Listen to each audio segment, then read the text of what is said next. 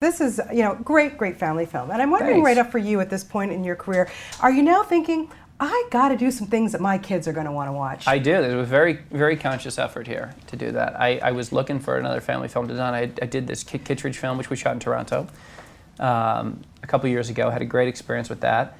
And this is the kind of film we go see. I mean, going to the film is such a great experience with your kids. They love it. They want their popcorn, their slushie, and their Sour Patch Kids and all that crap.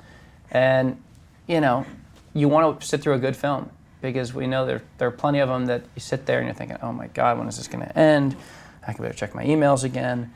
And this is one of those ones that it hits on both levels. The parents are, there's plenty of jokes that only the parents are going to get.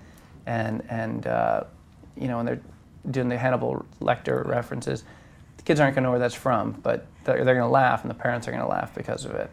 And so it's fun to be a part of it, and my kids, I get a lot of pleasure out of seeing them excited to see me in these kind of films. Well, of course, yeah. Are you a pet guy? I am. We have a dog. My kids, if I let them have what they wanted, we would have probably a rabbit and a turtle and a bird and fish and the whole thing. We've limited it to a dog and a couple fish. Yeah. But too many. I don't want like a little farm. Well, huge responsibility.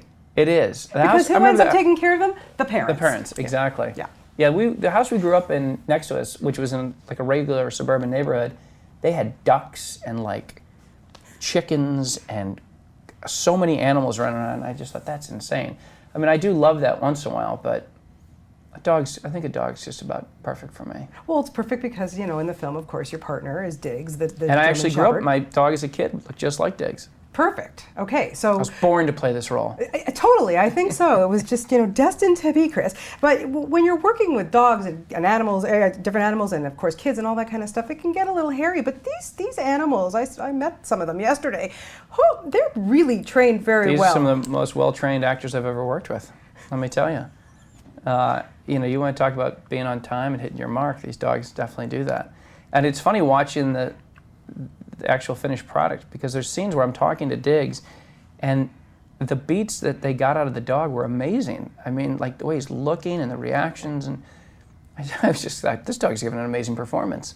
I was blown away. Yeah, I was going to ask you. And that wasn't even the CGI stuff. Yeah, does it amaze you when you do see the finished product of something like this? And something like this in particular. Yeah, and you see these animals, you really do think that that's they're talking. Surreal. Yeah, because this is not, Mr. Ed where they're sticking peanut butter in the mouth and getting it to start, licking its gums.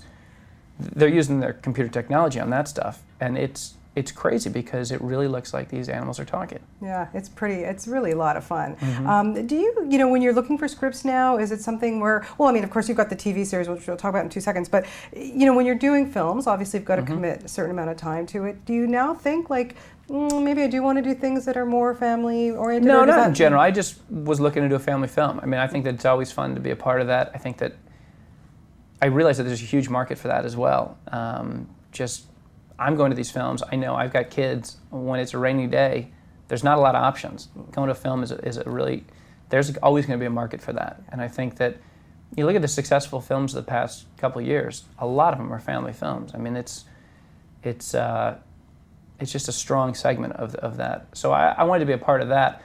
But for me, it wasn't that planned out. It was just, this was a fun script. I was available. My kids will be excited. It was a no-brainer. Yeah, absolutely. Right now I'm working on this TV show. I'm working 10 months a year on that. So I'll have a little 2-month hiatus. And that'll be, I'll do a film if there's something that fits in the schedule and is exciting to me. Yeah. Do you think cats and dogs can really get along? I've seen it. Yeah, I mean, I've been to plenty of houses where they've got the dogs and the cats get along. You can watch all these YouTube videos. Yeah. In fact, at the end of the film, they were showing that during the credits, some of these YouTube videos. But I'm more of a dog guy myself. Mm-hmm.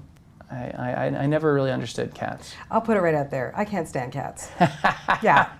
I don't know what it is. I'm allergic, yes, but really, I just don't get it. And the kitty litter. I mean, let's not even get started on that. Yeah, let's not get started on that. Okay, so let's talk very briefly about NCIS. Congratulations on the success of that show. Thank you very My much. God, you come off, it's a spin-off, you never know. You never know. And the chemistry between you and LL Cool J, man, how did you guys know that was going to work? We didn't know it was going to work. It was a real crapshoot. And I was looking to do a TV show. I wanted to stay in LA and have some consistent work where I knew my kids could stay in one place.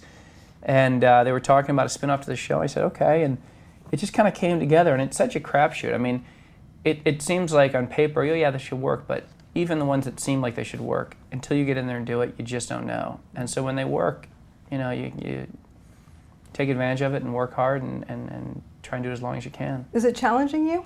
Yeah, I mean the schedule itself and just doing that many episodes and that many pages every day is unbelievable. I mean your brain is just blown away.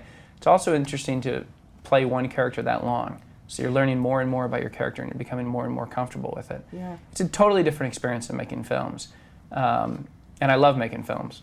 But this is what I'm doing right now and I'm really excited about it. And I'll have time to do plenty of films in the future. Yeah. Did you talk to Mark Harmon at all about, did you, before you decided to take it on? And not before. I mean, I kind of knew we were going to do it. And we did 2 episodes of the original show. Right. And so I worked with Mark. And I don't live too far away from him, actually. We'd never met before, but lived in the same neighborhood, and real nice guy, and I like his style. I think he's just really hardworking guy, and real tight with the crew and that sort of thing. And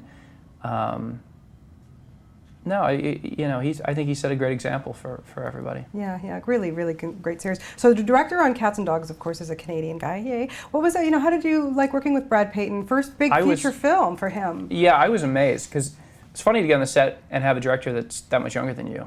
I mean, I'm used to being the youngest guy around. You still look like the youngest guy around. I don't know how you do it, my friend. I don't either. But he was amazing to watch because he was so confident. He knew exactly what he wanted. I think maybe coming out of animation or whatever it was, he had this film already done in his head. And so when he got in there, he knew he was very specific with the crew. And I think that as long as you're specific with the crew and you're not screwing around, if you know what you want, the crew will work as hard as you want them to work. Because once he got what he needed, he was done. But very patient, which you have to be to work with animals, to get all the beats. And I felt like he was really good at telling a story. Because as much technology as you have, if you don't know how to tell a story, it's not really worth anything. And he knew when we were doing scenes, he knew the reactions he had to get out of the dog to make it consistent with the story. And he was good at talking with me. I mean, I felt like he really knew how to talk to actors, and this was kind of his first go at it. Yeah, well, this is a lot of fun. Kids will absolutely love it. Now, your kids for sure are going to have a ball. Absolutely. So congratulations on everything, and just lovely to talk to you. Thank you so much, Chris. Thank you. Thank you. I need to use